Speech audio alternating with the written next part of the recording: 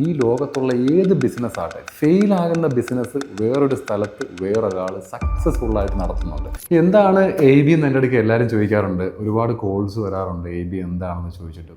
നമ്മുടെ നാട്ടിൽ ലക്ഷക്കണക്കിന് ബിസിനസ്സുണ്ട്. ഇപ്പോൾ ഇന്ത്യ എന്ന് പറയുന്ന ലോകത്തിലെ 7ാമത്തെ വലിയ രാജ്യത്ത് നമ്മളെല്ലാവരും വിചാരിക്കും നമ്മുടെ രാജ്യത്തിൻ്റെ മെയിൻ ഇൻകം വരുന്നത് നമ്മളൊക്കെ ജോലി ചെയ്യുന്നതുകൊണ്ടാണ്. ഒരിക്കലും അല്ല. നമ്മുടെ രാജ്യത്തിൻ്റെ ഒരു ക്യാപിറ്റലിസ്റ്റ് കൺട്രിയുടെ, നമ്മൾ മിക്സഡ് എക്കോണമി ആണെന്നൊക്കെ പറയുന്നുണ്ടെങ്കിലും നമ്മൾ പോകുന്ന ഒരു പ്യുവർ എക്കണോമിക്കലി ഒരു ക്യാപിറ്റലിസ്റ്റ് കൺട്രിയുടെ രീതിയിലേക്കാണ്. ആ രാജ്യത്തിന് വളർച്ച വേണമെന്നുണ്ടെങ്കിൽ ഇവിടെ ബിസിനസ് വളരണം. അത് നമ്മൾ അച്ചാറുണ്ടാക്കുന്ന ബിസിനസ് ആണെങ്കിലും ഇനി ഫൈറ്റർ ജെറ്റ് ഉണ്ടാക്കുന്ന ബിസിനസ് ആണെങ്കിലും. പക്ഷെ ഒരു ബിസിനസ് പലരുടെയും കാഴ്ചപ്പാടിൽ ഒരിക്കലും ഭയങ്കര സിമ്പിളായിട്ടൊരു കാര്യമാണ്. പക്ഷേ ഇന്ന് ലോകത്തിൽ ഏറ്റവും ബുദ്ധിമുട്ടുള്ള കാര്യം അതെന്താണെങ്കിലും ഒരു ബിസിനസ് തുടങ്ങി അത് സക്സസ് ആക്കുക എന്നുള്ളതാണ്. ആ സക്സസ് ആക്കാൻ വേണ്ടി പഠിപ്പിക്കുന്ന ഒരു ഇൻസ്റ്റിറ്റ്യൂഷൻ ഇന്ന് കേരളത്തിലില്ല, അല്ലെങ്കിൽ ഇന്ത്യയിൽ കുറവാണ്. ചില ബിഗ് യൂണിവേഴ്സിറ്റീസ് ആക്ച്വലി പ്രൊവൈഡ് ചെയ്യുന്നുണ്ട്, അല്ല ഇൻസ്റ്റിറ്റ്യൂട്ട് കൂട്ടുള്ള ബിഗ് യൂണിവേഴ്സിറ്റീസ് ഫ്രം യൂറോപ്പ് അവർ ചെയ്യുന്നുണ്ട്. പക്ഷെ കേരളത്തിൽ ഒരു സാധാരണക്കാരന് ഒരു ബിസിനസ് തുടങ്ങാൻ, ഒരു സ്റ്റാർട്ടപ്പ് തുടങ്ങാൻ, അതിൻ്റെ തെറ്റുകൾ മനസ്സിലാക്കാൻ, സക്സസ് പഠിപ്പിക്കാമെന്ന് ഒരിക്കലും നമ്മൾ പറയുന്നില്ല. തെറ്റുകൾ മനസ്സിലാക്കാൻ. നമ്മൾ വണ്ടി ഓടിക്കുന്നത് എന്തിനാണ്? വണ്ടി ഓടിക്കാൻ പഠിപ്പിക്കുന്നത്.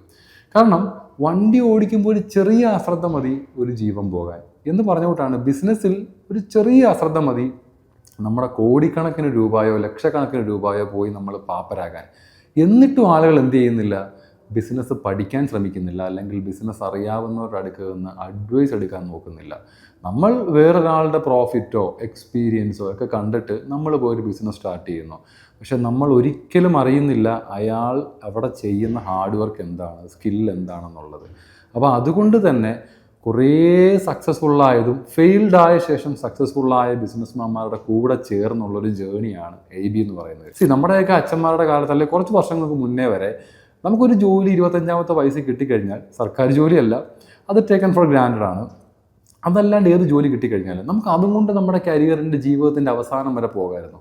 ഇനി ഒരിക്കലും നമ്മളത് പ്രതീക്ഷിക്കരുത്. അതിൻ്റെ ഒരു പ്രോബ്ലം എന്താണെന്ന് വെച്ച് കഴിഞ്ഞാൽ, അങ്ങനൊരു കാര്യം കഴിഞ്ഞു. ഇനി നമ്മൾ എല്ലാ ദിവസവും, എല്ലാ മാസവും, എല്ലാ വർഷവും അപ്സ്കില്ലായെങ്കിൽ മാത്രമേ, അല്ലെങ്കിൽ റീസ്കില്ല് ചെയ്തെങ്കിലേ, നമ്മളെ തന്നെ റീഇൻവെൻറ്റ് ചെയ്തെങ്കിലേ ഇനിയുള്ള ജോബ് ഇൻഡസ്ട്രീസിൽ നമുക്ക് പിടിച്ചു നിൽക്കാൻ പറ്റൂ.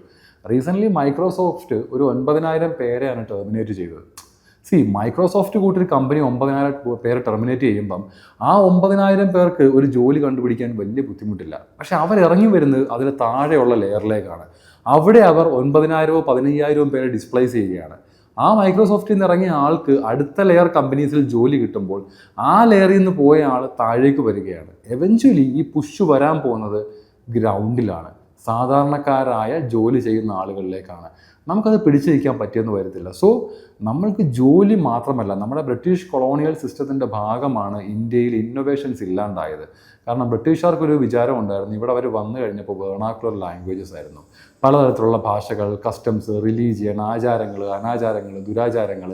ഈ സമയത്ത് അവർക്ക് അവരുടെ ഭാഷ ഇവിടെ ഇംപ്ലിമെൻറ്റ് ചെയ്യാൻ പറ്റാത്ത കൊണ്ടും നമ്മുടെ ഭാഷ പഠിക്കാൻ പറ്റാത്ത കൊണ്ടും ഒരു പ്രത്യേക ക്ലാസ്സിനെ എന്ത് ചെയ്തു? അവർ ഇംഗ്ലീഷ് പഠിപ്പിച്ചിട്ട് അവർ പിയൂൺസ് ആക്കി മാറ്റി, അല്ലെ ബാബൂസ് എന്ന് പറയും. ഇന്നത്തെ കാലത്ത് ബംഗാളി ബാബൂസ് എന്നായിരുന്നു പറയുന്നത്. ഈ ബാബൂസിനെ എന്ത് ചെയ്തു? ക്രിയേറ്റ് ചെയ്തു. ഇവരുടെ അൾട്ടിമേറ്റ് എയിം ബ്രിട്ടീഷ് ഗവൺമെൻറ്റിൻ്റെ ഇവിടുത്തെ ഇൻട്രസ്റ്റുകളെ എന്ത് ചെയ്യുക, നോക്കുക. അവർക്ക് പിയൂണായിട്ട് വർക്ക് ചെയ്യുക, ക്ലർക്കായിട്ട് വർക്ക് ചെയ്യുക. ഇന്ത്യയെ ലൂട്ട് ചെയ്യാൻ വേണ്ടി ഉപയോഗിച്ചൊരു മീഡിയമാണ് ഇവിടുത്തെ ഇന്ത്യൻ പോപ്പുലേഷൻ ഇംഗ്ലീഷ് പഠിപ്പിച്ച്. ശശി തരൂർ സാറിൻ്റെയൊക്കെ ബുക്ക് വായിക്കുവാണെങ്കിൽ നമുക്ക് മനസ്സിലാവും അത്. അപ്പോൾ ആ ഒരു കസ്റ്റം വളർന്നു പോയി. ഇന്ന് നമ്മുടെ വിചാരം ജോലി കിട്ടിയില്ല എന്നുണ്ടെങ്കിൽ നമ്മുടെ ജീവിതം തീർന്നു എന്നാണ്. അതിൽ നിന്നും ഒരു വേർതിരിവാണ് AB ക്യാമ്പസ് എന്ന് പറയുന്നത്. നിങ്ങൾക്ക് ബിസിനസ് പഠിക്കാം, ആ തെറ്റുകൾ വരുത്താതിരിക്കാം. Be it a small one or a bigger one, it is an opportunity to learn business from a lot of wonderful businessman. First ഇന്നൊവേഷനാണ്. ദ സെക്കൻഡ് തിങ്, നിങ്ങൾ നമ്മുടെ ആർട്ടിഫിഷ്യൽ ഇൻ്റലിജൻസിൻ്റെ ക്യാമ്പസ് ആണെങ്കിൽ പോലും നിങ്ങൾക്ക് ആ ഒരു ലോകത്തിലേക്ക് ഇറങ്ങാൻ പറ്റും. The next big thing is AI. അതിൻ്റെ കൂടെ തന്നെ ഒരു ബിസിനസ് ക്യാമ്പസിൽ നിന്നും എങ്ങനെ മാർക്കറ്റിംഗ് പഠിക്കണം, എങ്ങനെ നമ്മളെപ്പോഴും ആലോചിക്കുക, നമുക്ക് ചിക്കൻ കറി ഉണ്ടാക്കാൻ അറിയാം, ചോറ് വെക്കാൻ അറിയില്ല എന്നുണ്ടെങ്കിൽ കാര്യമില്ല. കാരണം നമുക്ക് എന്നും ചിക്കൻ കറി കഴിക്കാൻ പറ്റില്ല എന്ന് പറഞ്ഞിട്ടാണ്. നിങ്ങൾക്ക് മാർക്കറ്റിംഗ് അറിയാം, but you don't know how to make a business success, അല്ലെ ബിസിനസ് എന്താണെന്ന് അറിയില്ല എന്നുണ്ടെങ്കിൽ നിങ്ങൾ മാർക്കറ്റിംഗ് പഠിച്ചിട്ട് കാര്യമില്ല. അപ്പോൾ ഈ ഒരു പാക്കേജാണ് നമ്മൾ എപ്പോഴും എന്ത് ചെയ്യുന്നത്, മുന്നോട്ട് വെക്കുന്നത്. അത് നമുക്കിപ്പം എന്താ പറയുന്നത് ഒരുപാട് സക്സസ് ആകും അല്ലെ ഫെയിലർ ആകും അങ്ങനൊന്നുമില്ല. നമ്മളൊരു വിഷനാണ്, ആ വിഷൻ്റെ പുറകെയുള്ള യാത്രയിലാണ് നമ്മൾ. ആ യാത്ര സക്സസ് ആകുമെന്ന് നമുക്ക് 100% ഉറപ്പുണ്ട്. നമ്മുടെ രാജ്യത്ത് സ്റ്റാർട്ട് ചെയ്യുന്ന ഒരു 90% ബിസിനസ്സും ഫെയിലാകുകയാണ് ചെയ്യുന്നത്. ഈ ബിസിനസ് തുടങ്ങാൻ വേണ്ടി 90% ആളുകളുടെ റീസൺ എന്ന് പറയുന്നത് ഒന്നുകിൽ ജോലി ചെയ്യാനുള്ള മടി, അല്ലെങ്കിൽ പെട്ടെന്ന് പണക്കാരനാകുക, അല്ലെങ്കിൽ വേറൊരാൾ ചെയ്യുന്ന ബിസിനസ്സിൻ്റെ സക്സസ് കണ്ടിട്ട്. ഇത് മൂന്നുമാണ് പലപ്പോഴും ഒരാളെ ബിസിനസ് ചെയ്യാൻ പ്രേരിപ്പിക്കുന്നത്. ചിലപ്പോൾ ജോലി ചെയ്ത് മടുത്തു കഴിഞ്ഞിട്ട് എന്നാൽ ഒരു ബിസിനസ് ചെയ്യാം, ജോലി ചെയ്തു ഞാൻ മടുത്തു, ഈ രീതിയിൽ ഇറങ്ങുന്ന ബിസിനസ്സുകളിൽ 95% പരാജയപ്പെടുകയാണ് ചെയ്യുന്നത്.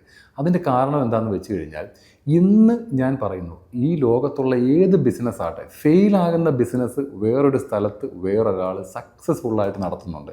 നമ്മുടെ ബിസിനസ് ക്ലോസ് ആയ ശേഷവും 1-2 മാസത്തിന് ശേഷം അതിനടുത്ത് തന്നെ അടുത്ത ബിസിനസ് വന്നേക്കാം. എൻ്റെ നാട്ടിൽ ഞാൻ കണ്ടിട്ടുള്ളതാണ്, ഫെയിലായ റെസ്റ്റോറൻറ്റ് തൊട്ടപ്പുറത്ത് പുതിയ റെസ്റ്റോറൻറ്റ് വന്ന് സക്സസ് ആകുന്നത്. അതിൻ്റെ റീസൺ എന്താണെന്നറിയോ? വളരെ ചെറിയൊരു റീസണാണ്. വളരെ ബേസിക്കായിട്ട് നമ്മൾ ശ്രദ്ധിക്കേണ്ട ചില കാര്യങ്ങൾ ശ്രദ്ധിച്ചു കഴിഞ്ഞാൽ അത് സക്സസ് ആവില്ല. അതിനെപ്പറ്റി പറയാനാണെന്നുണ്ടെങ്കിൽ മണിക്കൂറുകളോളം നമുക്ക് എടുക്കേണ്ടി വരും. ഒരു ചെറിയ ചെറിയ റീസൺസ് ശരിയാക്കി കഴിഞ്ഞാൽ നമുക്ക് വലിയ വലിയ അപകടങ്ങൾ, ഇപ്പം നമ്മൾ ഹൈവേ കൂടെ പോകുമ്പോൾ കാണാറുണ്ട്, 80 കിലോമീറ്ററിൽ ഓടിക്കാതിരിക്കുക, വളവിൽ ഓവർടേക്ക് ചെയ്യാണ്ടിരിക്കുക. ഈ വളവിൽ ഓവർടേക്ക് ചെയ്യാതിരിക്കുക എന്നൊരു ചെറിയ അഡ്വൈസാണ്. പക്ഷേ ആ വളവിൽ ഓവർടേക്ക് ചെയ്താൽ 90% ആക്സിഡൻറ്റ് ഉറപ്പാണ്. ഒരുപാട് മരണങ്ങൾ നടക്കുന്നത് അങ്ങനെയാണ്.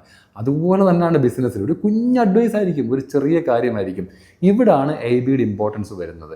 കാരണം നിങ്ങൾക്കറിയാം എങ്ങനെ ബിസിനസ് വളവിൽ ഓവർടേക്ക് ചെയ്യരുത്, എവിടെ ഒരു ബിസിനസ് തുടങ്ങണം, എങ്ങനെ തുടങ്ങണം, അതിന് മുന്നേ എന്ത് സ്റ്റഡിയാണ് നടത്തേണ്ടത്, ആ പ്രൊഡക്റ്റ് ആളുകൾക്ക് ആവശ്യമുണ്ടോ, എന്ത് മാർജിനിൽ വിൽക്കണം, എവിടെ വിൽക്കണം, എൻ്റെ നാട്ടിൽ ബിസിനസ് തുടങ്ങണോ, ഞാൻ നാട്ടിൽ നിന്ന് പോയി വേറൊരു തുടങ്ങണോ, ഈ പ്രൊഡക്റ്റ് എത്ര നാൾ നീണ്ടു നിൽക്കും, അങ്ങനെ ഒരുപാട് ക്വസ്റ്റ്യൻസ് ഉണ്ട്. നമ്മൾ ആരെങ്കിലുമൊക്കെ ഇത് നോക്കിയിട്ടാണോ? നമ്മൾ പഴയ ട്രഡീഷണൽ രീതിയിൽ ബിസിനസ് ചെയ്യുന്നു, കടയെടുക്കുന്നു, എഗ്രിമെൻ്റ് എഴുതുന്നു, ഒപ്പിടുന്നു, കൊടുക്കുന്നു, വാങ്ങുന്നു, തീരുന്നു, അടയ്ക്കുന്നു. ഇതാണ് നടന്നുകൊണ്ടിരിക്കുന്നത്. ഇതൊരു പ്രോസസ്സാണ് നടക്കുന്നത്. ഈ പ്രോസസ്സ് മാറ്റി വളരെ സയൻറ്റിഫിക്കായിട്ട് ബിസിനസ്സിനെ സമീപിക്കുകയാണെങ്കിൽ ഈ 90% പരാജയം എന്നുള്ളത് ഒരു 10-30% നമുക്ക് കുറയ്ക്കാൻ പറ്റും. സയൻറ്റിഫിക്കായിട്ട് ചെയ്യുന്നു. നോക്ക്, പണ്ട് ക്രിക്കറ്റ് കളി, ഫുട്ബോളുകളിലേക്ക് എങ്ങനെയായിരുന്നു? ടെക്നിക്കൽ അനാലിസിസ് ഇല്ലായിരുന്നു. ഈ സച്ചിൻ ടെണ്ടുൽക്കർ എന്ന് പറഞ്ഞൊരു ക്രിക്കറ്റ് കളിക്കാരനെ ഓസ്ട്രേലിയ ഔട്ടാക്കാൻ വേണ്ടി ആദ്യകാലങ്ങളിൽ ഭയങ്കരമായിട്ട് ബുദ്ധിമുട്ടിയിട്ടുണ്ട്. ഓസ്ട്രേലിയയാണ് ടെക്നിക്കൽ അനാലിസിസ് ക്രിക്കറ്റിൽ കൊണ്ടുവരുന്നത്. അവർക്ക് മനസ്സിലായി സച്ചിൻ ടെണ്ടുൽക്കർക്ക് ചെറിയൊരു വീക്ക്നെസ് ഉണ്ട് ഓഫ് സ്റ്റമ്പിൻ്റെ പുറത്തുനിന്ന്. അവരെന്ത് ചെയ്ത് കണ്ടിന്യൂസ് ആയിട്ട് ഓഫ് സ്റ്റമ്പിൻ്റെ പുറത്ത് മഗ്രാത്തും ഗില്ലസ്പിയും ഫ്ലെമിങ്ങും ഒക്കെ പന്തെറിയാൻ തുടങ്ങി. അങ്ങനെ സച്ചിൻ ടെണ്ടുൽക്കർ ഒരുപാട് വട്ടം ഔട്ടാക്കി. ഇതാണ് ബിസിനസ്സിൽ വേണ്ടത്. നമ്മൾ മനസ്സിലാക്കണം, നമ്മൾ തുടങ്ങുന്ന ബിസിനസ്സിന് ഫ്യൂച്ചർ ഉണ്ടോ, എവിടെ തുടങ്ങണം, എങ്ങനെ തുടങ്ങണം, എത്ര ഫണ്ട് ബിൽഡിങ്ങിലിടണം, എത്ര ഫണ്ട് അതിലിടണം. ഇവിടാണ് ഇന്ന് കേരളത്തിൽ എന്നല്ല ഇന്ത്യയിൽ പോലും സാധാരണക്കാരന് അപ്രോച്ച് ചെയ്യാൻ പറ്റുന്ന ഒരു ഇൻസ്റ്റിറ്റ്യൂട്ടോ ഒരു സ്ഥാപനമോ ഇല്ലാത്ത. AB ക്യാമ്പസിൽ നിന്ന് ഒരാൾ പഠിച്ചിറങ്ങിക്കഴിഞ്ഞാൽ 3 കാര്യങ്ങളാണ് നടക്കാൻ പോകുന്നത്. ഒന്നുകിൽ അയാൾ സ്വന്തമായിട്ടൊരു ബിസിനസ് ചെയ്ത് സക്സസ് ആകും, അല്ലെങ്കിൽ വേറൊരാളുടെ ബിസിനസ്സിൽ സക്സസ്സിന് പാർട്ടാകും. അതുമല്ലെങ്കിൽ കുറച്ച് നാൾ വേറൊരു ബിസിനസ്സിലോ കാര്യങ്ങളിലോ മാർക്കറ്റിങ്ങിലോ നിന്ന ശേഷം റൈറ്റായിട്ട് അയാൾ ബിസിനസ്സിലേക്ക് ഇറങ്ങി അവിടെ സക്സസ് ആവും. ഈ 3 ഓപ്പർച്യൂണിറ്റിയാണ് ഒരു സ്റ്റുഡൻറ്റിന് ABയുടെ ബിസിനസ് ക്യാമ്പസിൽ നിന്നും നമ്മൾ കൊടുക്കുന്നത്. ഇപ്പോൾ ആർട്ടിഫിഷ്യൽ ഇൻ്റലിജൻസ് ആയാലും മാർക്കറ്റിംഗ് ആയാലും രണ്ടും ഡിഫറെൻറ്റ് പാത്താണ്. ബിസിനസ് ക്യാമ്പസിൽ നിന്നും ഈ 3 എയിമാണ് അവർക്ക് വേണ്ടി എത്തുന്നത്. സോ AB എന്ന് പറയുന്നത് ഒരു വിഷനാണ്, അല്ലാണ്ട് ഒരു ബിസിനസ് അല്ല. ബിസിനസ്സിന് വേണ്ടിയുള്ള ഒരു വിഷൻ, ആർട്ടിഫിഷ്യൽ ഇൻ്റലിജൻസിന് വേണ്ടി പുതിയ ഭാവിയിലേക്കുള്ള ഒരു പുതിയൊരു ഫ്യൂച്ചറിലേക്കുള്ള ഒരു വിഷനാണ് നമ്മളിവിടെ കൊണ്ടുവരുന്നത്.